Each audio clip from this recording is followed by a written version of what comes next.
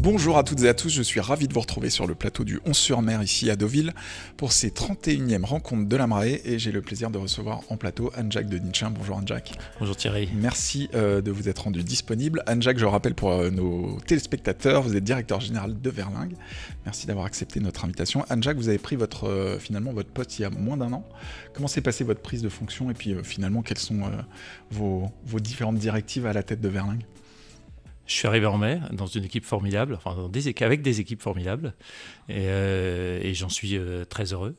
Et face à des transitions majeures, climatiques, démographiques, digitales, qui modifient le paysage des risques des entreprises, Verlingue continue à renforcer son expertise pour apporter des solutions adaptées, ajustées, en s'appuyant justement sur des équipes très professionnelles, ultra professionnelles en France et en Europe. Donc j'y suis très très bien. Ça leur fera plaisir. Comment s'est passé votre exercice 2023, Anne-Jacques, en tout cas pour Verlingue ?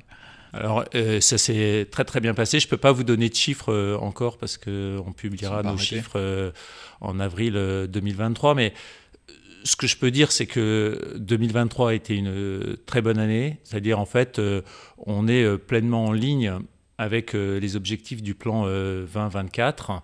On sera même au-dessus.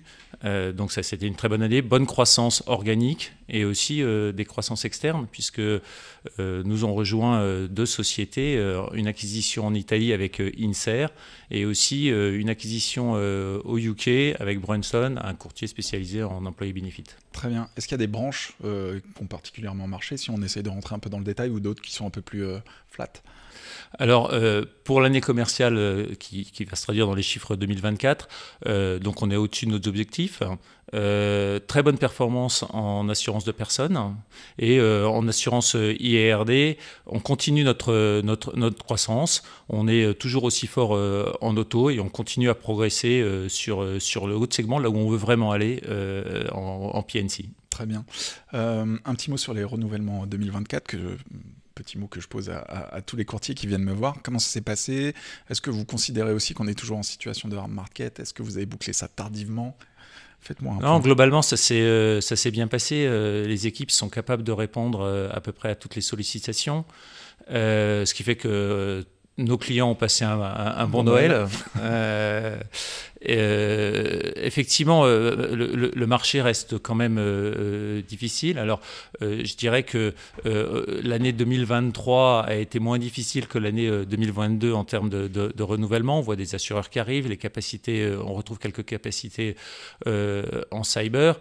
Maintenant, pour revenir sur ces modifications qu'on a, plus une tension géopolitique, c'est vrai que la tendance est plutôt des risques est plutôt à la hausse.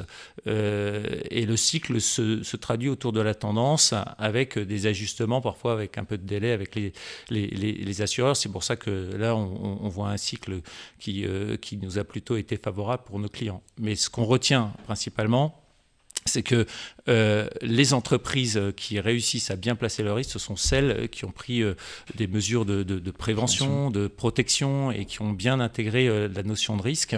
Et c'est là où nous, on a toute notre valeur ajoutée. C'est là qu'on les accompagne. On a des équipes de prévention, on a de bons techniciens qui leur permettent justement de progresser en matière de risque et d'être capable de trouver des solutions et des conditions de placement à bon prix. Très bien. Un point développement de l'entreprise à l'international. Vous l'avez dit, vous êtes assez présent en Europe partout. Est-ce que vous avez encore des velléités de vous développer dans d'autres pays ? Et puis ça rejoint ma question d'après sur le M&A et la croissance externe. C'est vrai que vous en faites beaucoup. Est-ce que vous allez continuer dans cette dynamique ? D'abord, ce qu'il faut savoir, c'est que Verlingue, 35% de son chiffre d'affaires est réalisé en dehors de France et en Europe. Donc, on a un vrai cabinet européen. Et effectivement, si on aimerait bien pouvoir faire le tour de la France, c'est-à-dire qu'aujourd'hui, on est présent au Portugal, ce serait bien d'être présent en Espagne, on est présent en Italie, on est présent en Suisse, ce serait bien d'être présent en Allemagne, et puis après, on est présent au UK. Donc oui, on croit vraiment au développement en Europe, et on est très bien parti cette année, et on a des bases très solides. Ouais. Du coup, vous avez des cabinets en ligne de mire? Vous êtes déjà sur des dossiers? Est-ce que vous regardez des choses dans les tuyaux? Alors, il y a beaucoup d'activités. Je ne sais pas si je peux tout vous dévoiler, mais il y a effectivement beaucoup d'activités M&A. Tout le monde est à peu près au courant de ce qui se passe sur les différents marchés. D'ailleurs, et aussi en France, il y a des opportunités qui permettent de compléter notre arsenal. On n'hésitera pas. Très bien. Un mot de la fin sur vos perspectives de développement. On sait que vous arrivez presque à la fin d'un plan stratégique. Du coup, c'est quoi la suite?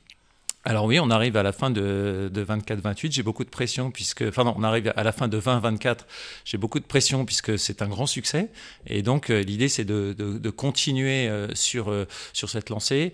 Benjamin va prendre la suite de son père en 24 et donc on est en train de bâtir le plan stratégique 24-28 avec Benjamin avec de très grandes ambitions, effectivement. Merci beaucoup Anne-Jacques de Dinsham d'être venu sur notre plateau et moi je vous donne rendez-vous sur News Assurance Pro pour d'autres vidéos.